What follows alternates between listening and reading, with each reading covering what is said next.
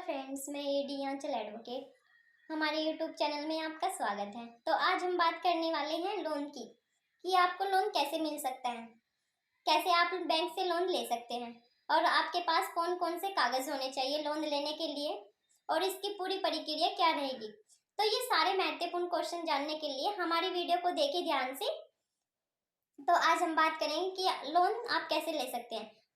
तो जब आप लोन लेने जाते हो तो आपके पास क्या क्या कागज होने चाहिए, आपके पास कौन कौन से कागज होने चाहिए, तो आज हम बात करेंगे।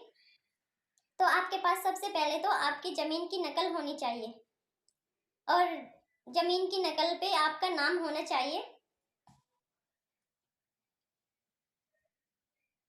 जमीन की नकल पे आपका नाम होना चाहिए और खसरा होना चाहिए और हिस्सा प्रमाण पत्र। अब आप सोच रहे होंगे कि अगर मतलब ये खसरा क्या होता है, हिस्सा प्रमाण पत्र क्या होता है।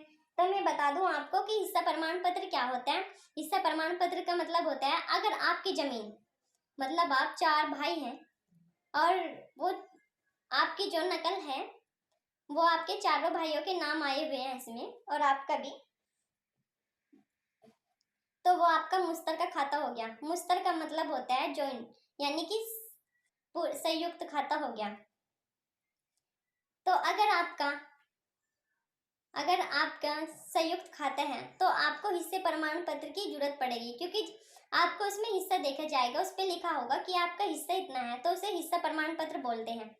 और अगर आपका मुश्तर का खाता नहीं है, आपकी अकेले की जमीन है, किसी व्यक्ति की होती है ना कि एक ही नाम चढ़ा होता है बस उसमें, कि वो जैसे कि राम कुमार की जमीन है तो बस राम कुमार की है, किसी और का नाम नहीं है उसमें, तो वो राम कुमार की जमीन हुई ना।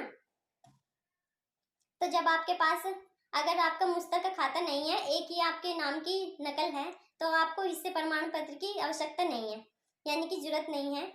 और फिर आपको नकल खतौनी होनी चाहिए आपके पास और एक खसरा। खसरे में लिखा होता है कि आपका खाता नंबर क्या है, खसरा नंबर क्या है और आपकी कौन से मौजे की जमीन है। मतलब मौजे का मतलब होता है, आप सोच रहे होंगे ना कि मौजे किसे कहते हैं, आप तो सोच में पड़ गए होंगे कि ये मौजा क्या होता है। मौजे का मतलब होता है गांव, कि कौन से गांव की आपकी जमीन है। तो उस खसरे में ये लिखा होता है कि इनकी जमीन, मान लीजिए आपकी जमीन सोनार्जुनपुर की है, तो उसमें लिखा होगा कि आपकी जमीन सोनार्जुनपुर की है, उसका मौजा लिखा होगा कि मौजा।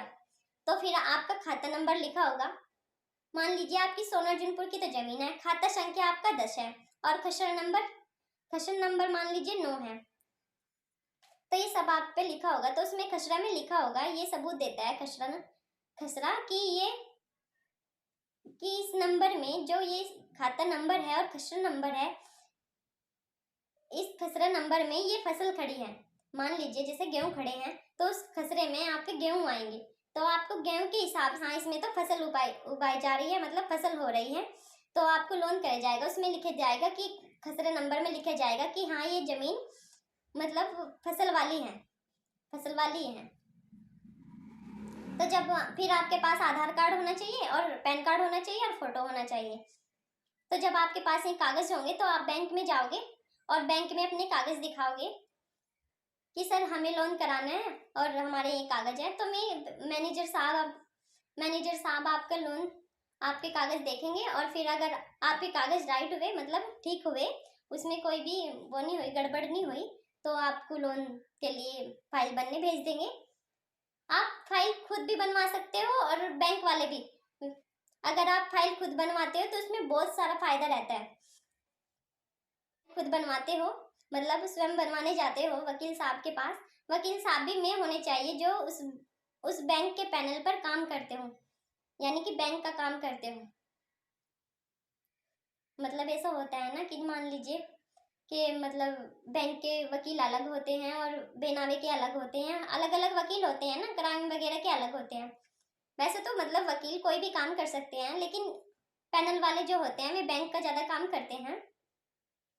तो जो उस बैंक के पैनल पे होगा, मतलब जो उस बैंक के पैनल पे होंगे वकील, तो मैं आपकी फाइल बनाएंगे। तो जब आप उनके पास जाओगे कि सर हमें केसीसी बनवाना है। अब आप सोच रहे हो कि ये केसीसी क्या है। केसीसी का मतलब होता है किसान क्रेडिट कार्ड। किसान क्रेडिट कार्ड। तो जब मैं आपकी केसीसी की फाइल बना देते हैं और आपकी पूरी फाइल बन जाती है, तो वकील उस फाइल में लिखा होता है, उस फाइल का मतलब होता है कि आपके कागज पूरे ओके हैं, यानी कि पूरे बिल्कुल सही हैं, आपको लोन दिया जा सकता है। वकील साहब का यही तो मतलब होता है, पूरी फाइल बना के दे रहे हैं। अगर आपके कागज ठीक नहीं हुए तो आपको लोन कैसे मिल जाएगा? फिर तो वकील साहब भी फाइल नहीं बनाएंगे, मना कर देंगे ना। अगर आपके कागज ठीक हुए तो वे पूरी फाइल बना देंगे। तो बैंक वाले नहीं तो अपने पैनल वाले पे बनवाते हैं, जो पैनल के वकील होते हैं, तो मैं ही लोन की फाइल बना सकते हैं, कोई और वकील नहीं बना सकता फाइल। मैं ही वकील साहब फाइल बना सकते हैं जो उस बैंक के पैनल पे हैं।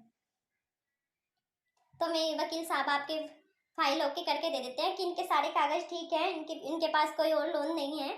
अगर आपके पास उस बैंक का पहले से लोन है, मतलब जिस बैंक में आप फाइल बनवाने जा रहे हो उस बैंक का पहले से लोन है, तब भी आपको लोन दिया जा सकता है।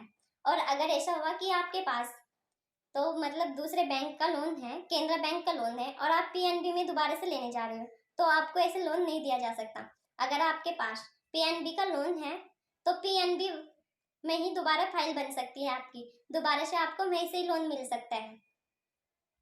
तो जब आपके पूरे कागज तैयार हो जाते हैं, आपकी पूरी फाइल तैयार हो जाती है, तो आपकी फाइल बैंक में आ जाती है, और फिर बैंक वाले उन पूरी फाइल को देखते हैं कि इनकी ज़मीन कितनी है, सही है या नहीं, पूरी देखते हैं। तो कितने बीघे की ज़मीन निकली है इनकी, वकील साहब मतलब वकील साहब सारा लिख कर देते हैं ना कि कितने बीघे की ज़मीन आई है, कितने हेक्टेयर में है इनकी ज़मीन, इनका हिस्सा कितना निकला है।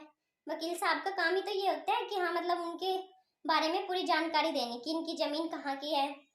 तो जब पूरे कागज ओके हो जाते हैं तो मैनेजर साहब तब आपका लोन करते हैं, फील्ड अफसर आप पे रिपोर्ट लगाते हैं। कभी कभी ऐसा भी हो जाता है कि जो फील्ड अफसर होते हैं मैं आपकी ज़मीन भी देखने चले जाते हैं कि कहीं ऐसा तो नहीं कि मतलब ज़मीन किसी और की लोन आप ले रहे हो। तो मैं कभी कभी आपकी ज़मीन भी देखने चले जाते हैं, क्योंकि वो फील्ड अफसर होते हैं ना कि ज़मीन इन्हीं की है। तो जब उन्हें हम सब कुछ ठीक लगता है कि हाँ मतलब सारे कागज ओके हैं, तो मैं आपका लोन करते हैं।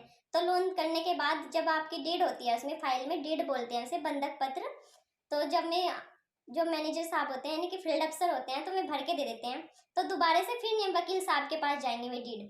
तो वकील साहब फिर उन्हें चढ़वा के देते हैं नकल खतौनी पे, नकल पे कि इन्होंने इतने इतने का लोन लिया है, अभी तक मिला नहीं है आपको लोन, बट वो पहले ही चढ़ जाएगा।